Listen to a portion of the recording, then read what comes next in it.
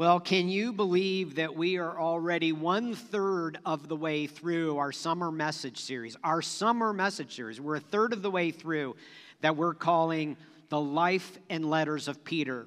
And as you stare at the screen, I know you're looking at that and think, oh man, he messed up. There's something wrong with that title slide. But we've talked about how Peter had 3 names, right? He was Simon, and then Jesus named him Petros. And this is Petros in Greek. And there's nothing special about it. I just thought it would be cool because I love the poster we have out in the lobby. I just thought it would be cool to be able to see our title slide, The Life and Letters of Peter, in Greek.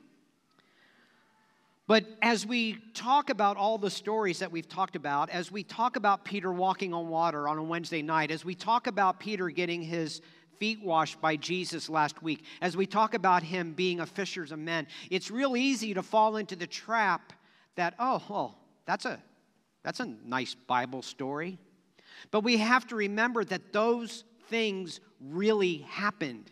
Peter really did those things. We have to remember that Peter is a real person who was really changed by Jesus.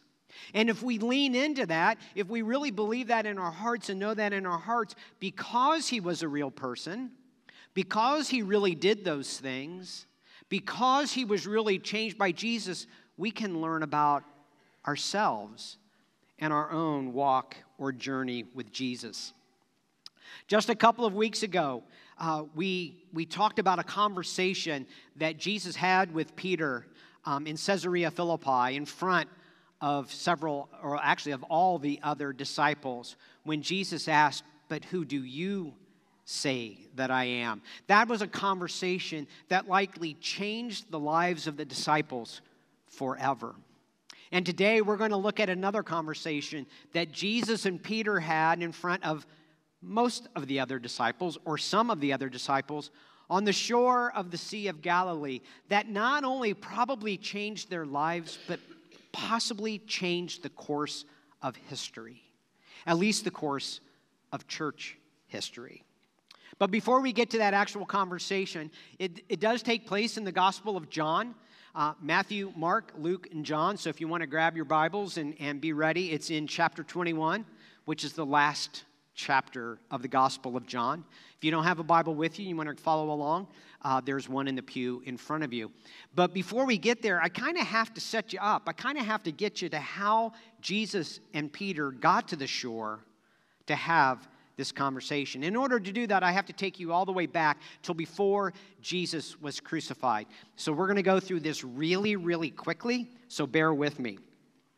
So, of course, before he was crucified, the night before, he was celebrating the Passover with his disciples in an upper room. That's the night that Jesus washed his disciples' feet that we talked about last week. That was the night that Peter argued with Jesus and said, oh, no, you're not going to wash my feet, right? We talked about that last week. Then after that, Jesus shared the bread and the wine that would have been part of the Passover service in a totally new way. And we now call that communion.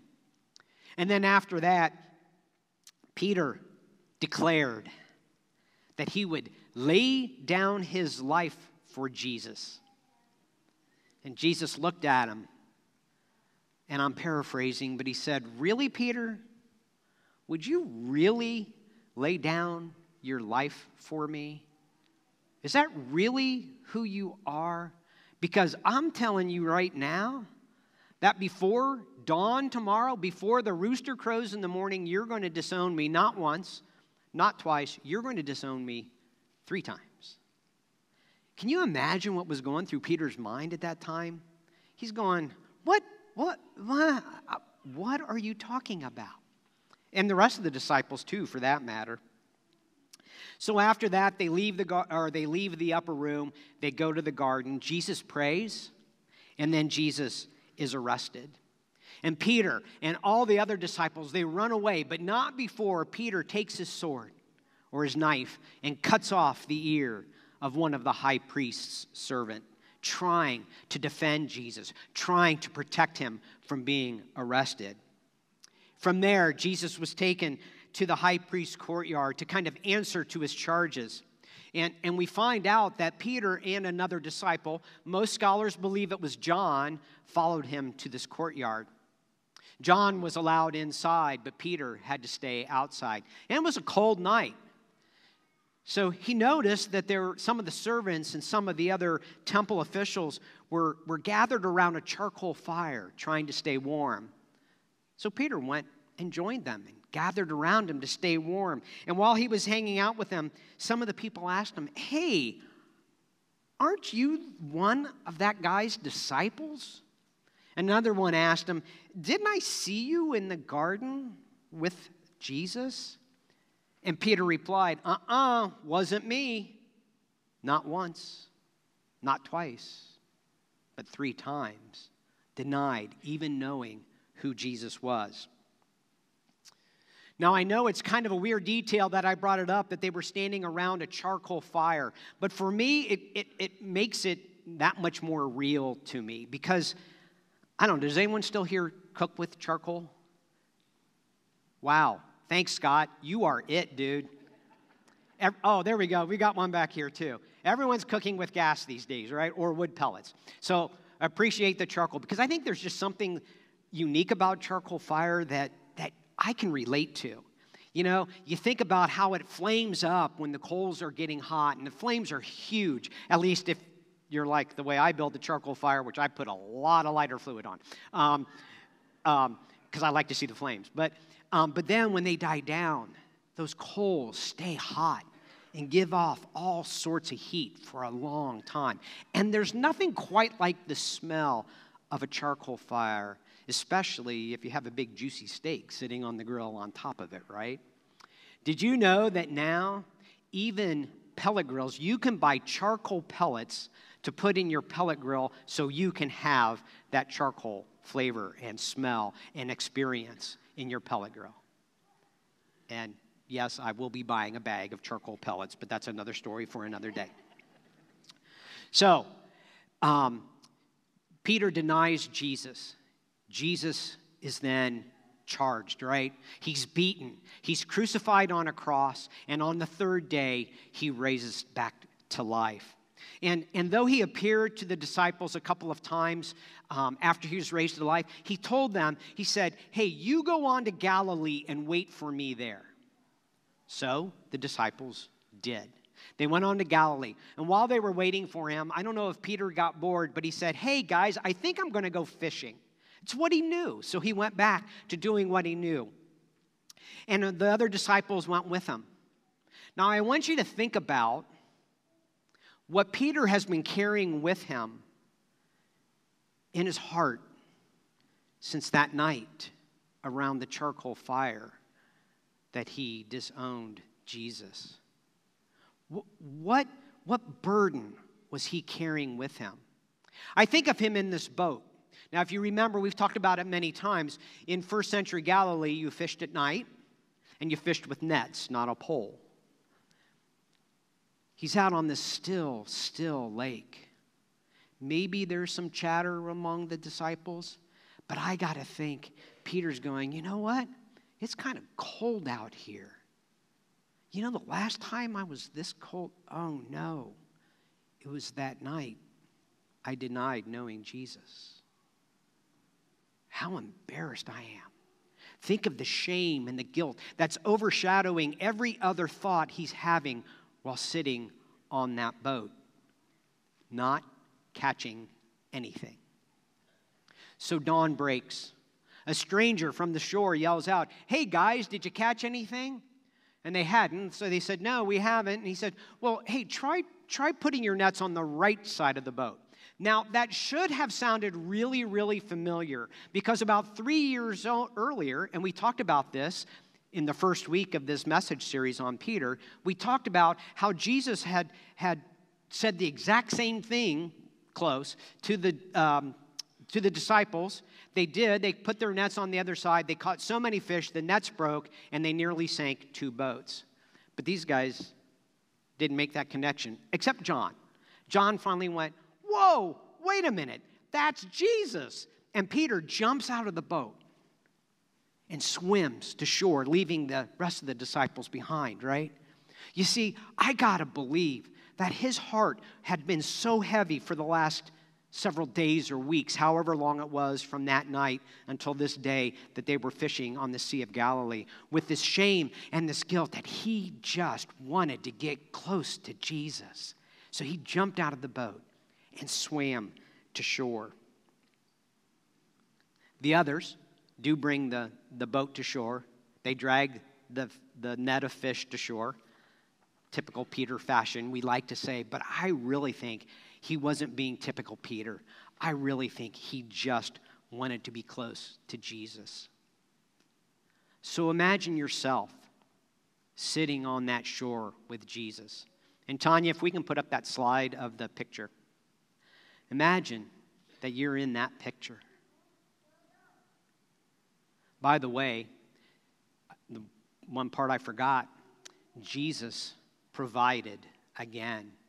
You see, he had built a charcoal fire on the shore of the Sea of Galilee and was already cooking fish when the disciples got there. So imagine yourself in this scene.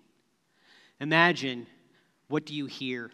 Maybe you hear the waves, although the Sea of Galilee is very, very still and very calm, but maybe you hear some waves washing up on shore. Maybe you hear the fishing nets slapping the side of the boat. Maybe you hear some fish flopping around in the net. And what do you smell?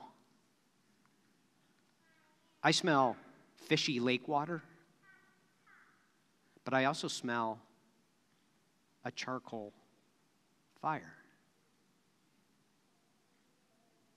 You see, it was intentional that Jesus built a charcoal fire to have this conversation that he's about to have with Peter. And as soon as Peter smelled that fire, I imagine him saying, "Oh no, I know what this is all about. Oh Lord, I am so sorry. I am so sorry. I'm so embarrassed.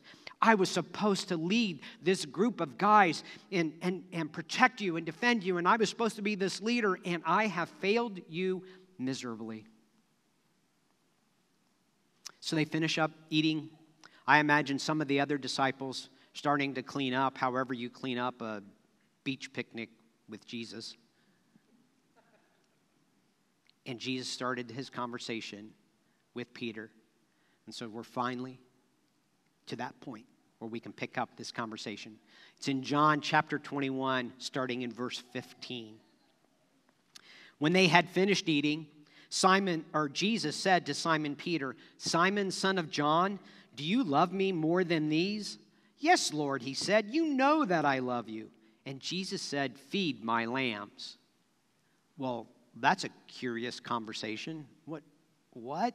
So let's break it apart a little bit. First of all, Jesus calls him Simon, son of John. That was the exact same way he addressed Peter the last time they had a conversation in front of the other disciples up in Caesarea Philippi, when Jesus asked him, or really Peter declared that you are the Messiah in one breath, and then Jesus calls him Satan just a few moments later. Same way of addressing him. Not only that, I believe that Jesus is reminding Simon that he's been on a 3-year journey with Jesus, and this is who you were. Listen, you were Simon, this Hebrew guy. You're the son of John or Jonah, and that's who you were. But you've been on this journey with me for the last 3 years, and I'm changing you into Peter. I'm changing you into something new, something different. And when he says, "Do you love me more than these?" I got to believe that Jesus was reminding him of that night in the upper room when Peter said, "Hey, I got your back. I would die for you." I hear him saying it in kind of this egotistical way that, I don't know about the rest of these guys, but Jesus, I would die for you. And so Jesus is saying, "Do you love me more than these, Peter?" Now imagine what this is doing to Peter. It's stirring up all those emotions again, all that shame and guilt, all that embarrassment again. So how does Peter respond? He says, "Lord, you know all things. You know that I love you." That word "know" that he uses means to see with your eyes.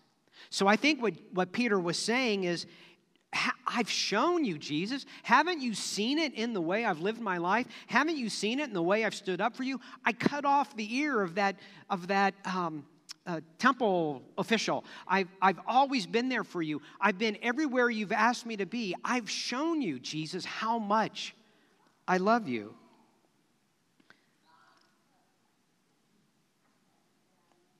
You've seen my love for you in the last 3 years that we've been journeying together. And I think Peter was conveniently forgetting about that night around the charcoal fire. And then Jesus responds with, "Feed my lambs." What? Now, the Peter we think we know, I think would have responded like, "You want me to do what? I don't know the first thing about sheep. I'm a fisherman. You even told me to come and follow you, and you will show me how to fish for men. And now you want me to feed sheep? What?" But honestly, I don't think Peter did that. Because I think if that would have really happened, John would have recorded it. I think we would know that he was Peter again, the way we think we know Peter. But we don't read any of that. And I really think that that Peter is contemplating the fact that he denied Jesus 3 times, and that he's a new person, and that Jesus, I don't understand it, but I want to know more about what you're asking me to do. And the truth is, Jesus was calling Peter to something new. He's saying, yes, you were a fisherman. You are a fisherman. And yes, I have asked you to follow me, and I would send you out to fish for people. But you know what? We've gone through a lot together, Peter. Come on, remember walking on water? Remember feeding 5,000 on that hillside?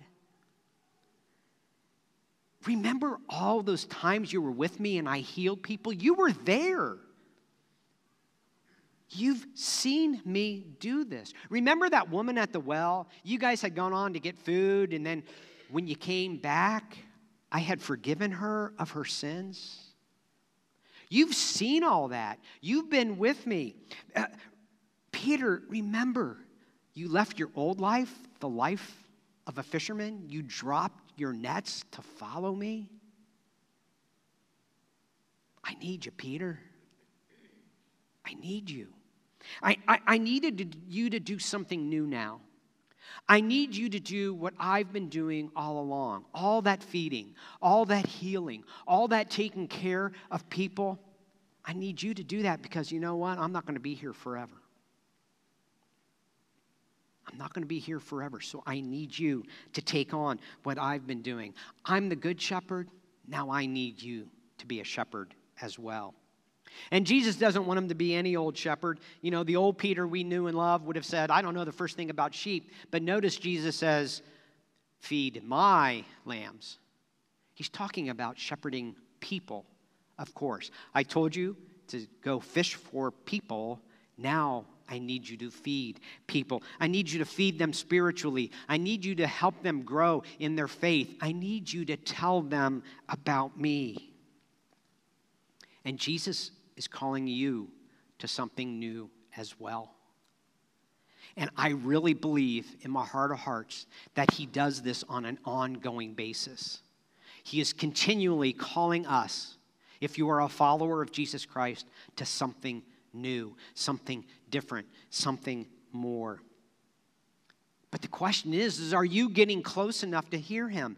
Peter got out of the boat, swam to shore so he could be close to Jesus. Are you getting close enough to him to hear him?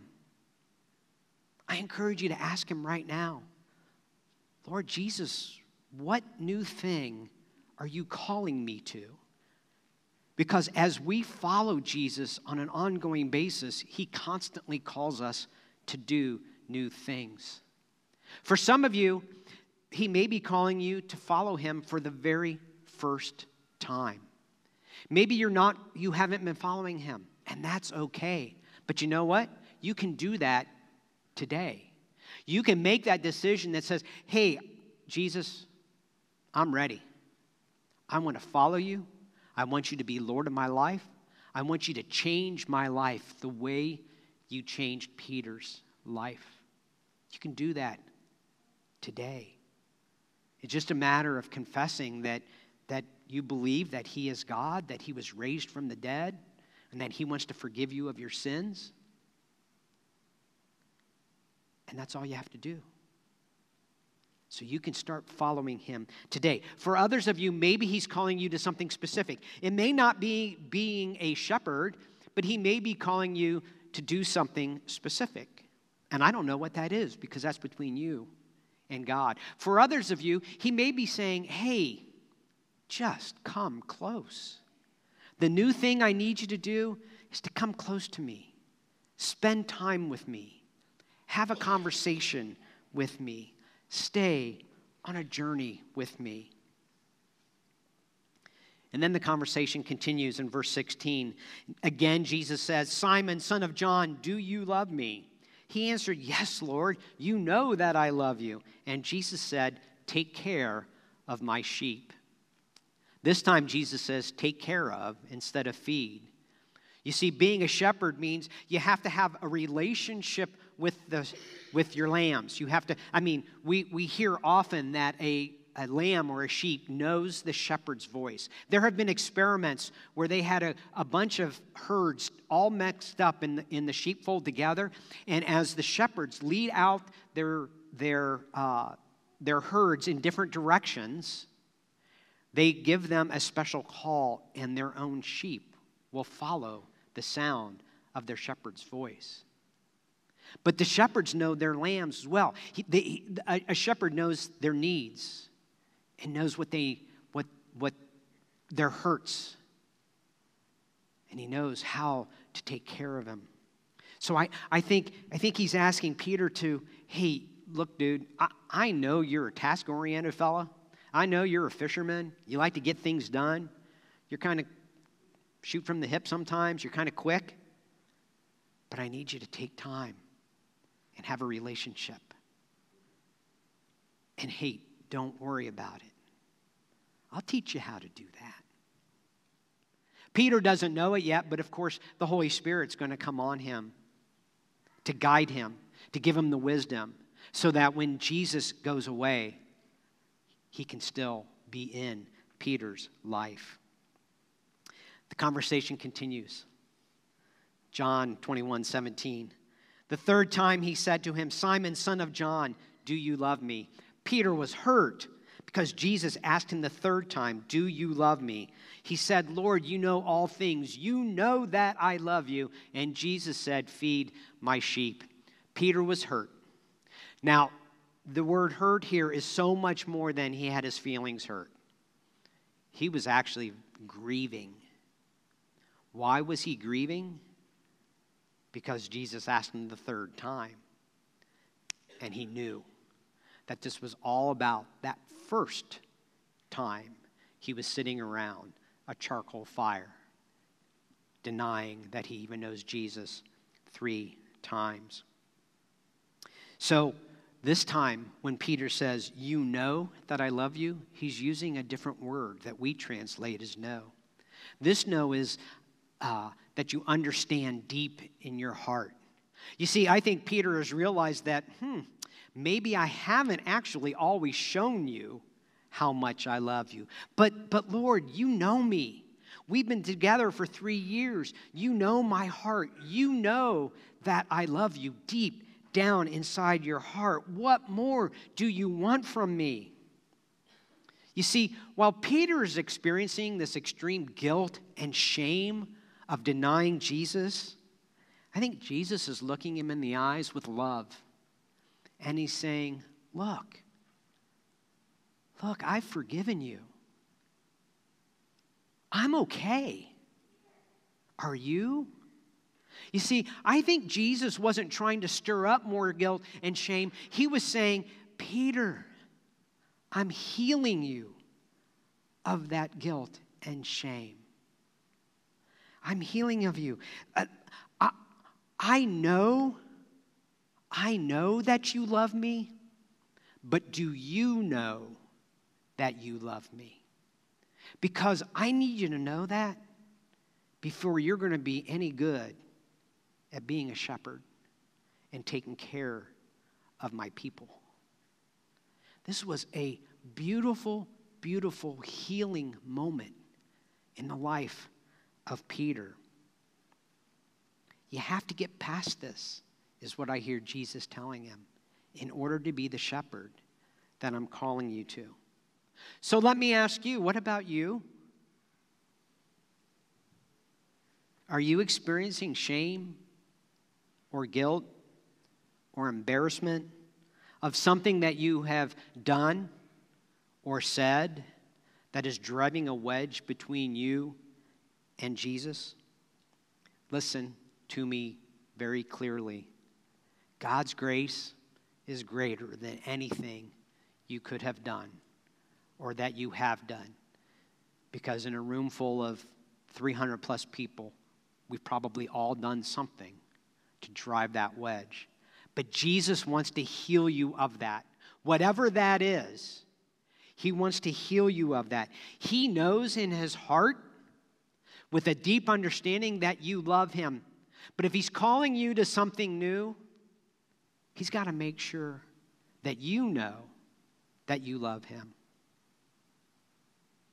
Do you love Jesus?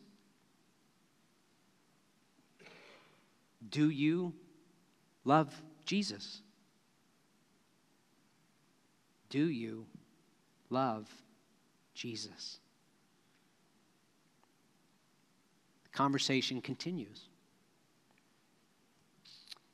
It's verses 18 and 19. Very truly, I tell you, when you were younger, you dressed yourself and went where you wanted. But when you are old, you will stretch out your hands, and someone else will dress you and lead you to where you do not want to go.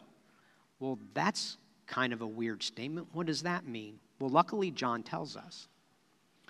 Jesus said this to indicate the kind of death by which Peter would glorify God. And then he said to him, "Follow me." Jesus had already told Peter that he's calling him to something new, and that he was to emulate Jesus. He was to continue doing what Jesus had been doing as he was alive. But now he's just saying, hey, Peter, you know what? You're gonna be like me in your death, too. You're going to be crucified as well. But your crucifixion, just like mine was to glorify our Father in heaven, yours is going to as well. So follow me in life. Be a good shepherd, and you will glorify God when you die on a cross as well. And then I love this. Jesus says, follow me. What were the first words? Not the very first words, but what was the first time that Jesus spoke to Peter? What did he say to him? Come, follow me. We talked about it in the very first week of this series. Come, follow me. And this word here that says follow me is kind of like saying, hey, keep on following me. Continue to follow me. Follow me today and tomorrow and the day after that. You see, Peter wasn't the greatest at living out his following of Jesus every day. There were times he was following really close and then not so much. And then he would follow him really close and then not so much. And then, can anyone else here relate to that? Not that we're turning our backs on him, but our lives, our words, our actions just don't really show that we're following Jesus very close. So he's telling Peter, and he's telling you, and he's telling me, hey, keep on following me. He's telling Peter, yep, I'm calling you out of the boat again to something new. To be a shepherd who feeds and leads my people. But listen, Peter, listen, Mark, you're just a sheep yourself. You still need a good shepherd, the good shepherd. Let me lead you. Follow me. So what do we learn from Peter's conversation with Jesus on the shore of the Sea of Galilee? I think the first point is that as we move closer to Jesus, he calls us to something new. Even when you're doing good things, even when you think you're on the right track, even if you're following Jesus pretty closely, especially when you're following Jesus pretty closely, he's going to call you to do new things. He's going to call you to do different things. He's going to call you to more. This happened to me 4 months ago or so.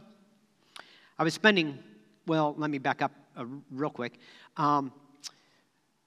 I had kind of settled into my role here as discipleship pastor. I was finally understanding and getting what I was supposed to be doing. I had new connect groups were launching.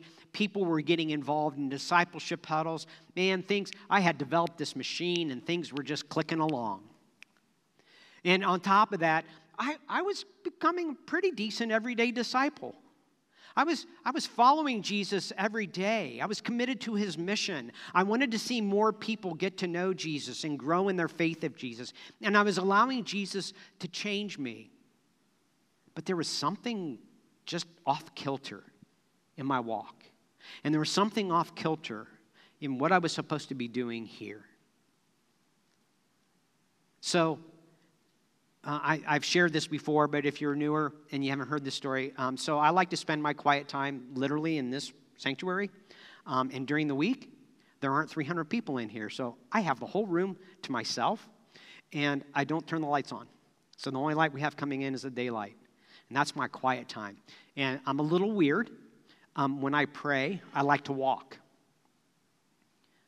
I may be a little ADD, so by walking, I keep my mind focused on what I'm supposed to be doing. And I walk the perimeter of the sanctuary. And so I'm praying to Jesus. I'm going, Lord, hey, I think I'm doing everything I'm supposed to be doing here. I love digging into your word. I love really studying it, not just reading it the way Tim's taught us to study. I think I'm becoming a pretty good everyday disciple. What more do you want? And I was in that back corner. And he said, you're right. You are a pretty good everyday disciple. Now be a pastor. What? Lord, what have I been doing for the last 4 years? And I walked around some more, and I continued praying, and I got nothing. You know, I'm asking him, what do you mean? What am I supposed to do? What are you really calling me to?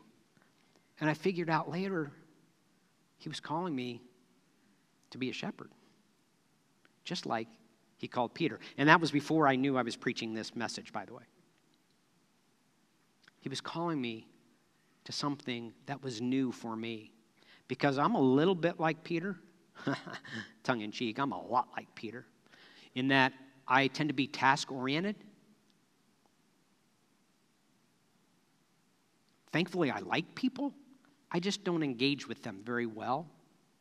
I have to work at it. And he's saying, hey, it's time. It's time for you to take care of my people. It's time for you to know them, to have a relationship with them, to take care of their hurts, to help them when they need help, to minister to them when they need ministered to be a friend to them when that's what they need. It's time. I'm calling you to something new. You see, what I learned that day was that it's not about a bunch of check boxes. Hey, I'm doing these things. It's not even about doing good things.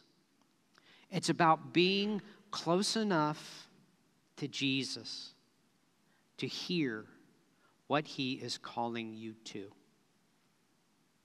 As you move closer to him, he will change your life. He will draw you closer to him. And he will help make you look, he will change you so that you look more like him as he's calling you to whatever new thing it is that he's calling you to. And by the way, I don't care what age you are, he will call you to new things if you stay close to him. So ask him again, Lord, what are you calling me new to? Second thing I think we can learn from this conversation is that Jesus will heal you from past hurts, guilt, and shame so you can move on, just like Peter. Now, the problem is, for me and probably for many of you, because I think we tend to do this as human people who like to be in control, that we try to put God in a box and say, oh, God, you want me to be a shepherd? Well, I can hear Peter saying this. Well, I'm really not very good with people, so I need you to fix that in me before I can do this. Or, you know what, I sometimes I'm pretty quick. Like when I pulled out that sword and cut off that servant's ear, I think you better fix that. And we get in the way of what Jesus really wants to heal us of. So I encourage you, as you go to him and say, what new is there? And as you open up and allow him to heal you, that you don't tell him what you need healed of. That you let him tell you. Because I could be much like Peter and say, hey, I need this or I need this in order to be a good pastor. And then the third thing, and probably the bottom line, is will you follow him? Will you follow him? Will you keep moving closer and closer to Jesus? Listen, Jesus is on a journey. And if you're not moving with him, if you're not moving closer to him, he's getting farther away from you. And that's when you get stuck and you grow roots and your spiritual growth slows down or stops. You've got to be getting closer to Jesus all the time because he wants you to do more. He wants you for more. He wants you to continue what he has started.